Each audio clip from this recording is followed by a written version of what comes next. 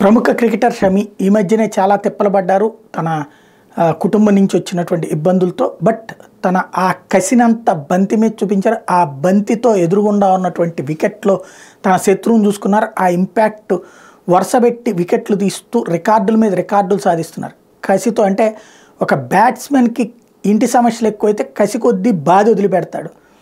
అయితే బంతి బ్యాట్ కాబట్టి పైకి లేచినప్పుడు కింద నుంచి బంతి వెళ్ళిపోవచ్చు. కానీ ఒక బౌలర్కి కనుక కసి ఎక్కితే ఇంటి సమస్యల వలన ఇక అవతలోళ్లలో తన ప్రత్యర్థిని చూసుకుంటారు కాబట్టి కాలు చెయ్యి వికెట్ అన్నిటినీ టార్గెట్ చేసుకుంటూ వెళ్ళడంతో ఘన విజయాలు సాధించుకుంటూ వచ్చారు.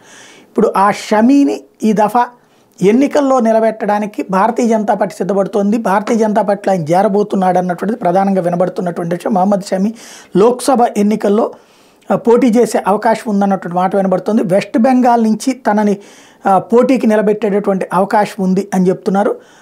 మరి తను ఒప్పుకుంటాడా లేదా అన్నటువంటిది చూడాలి.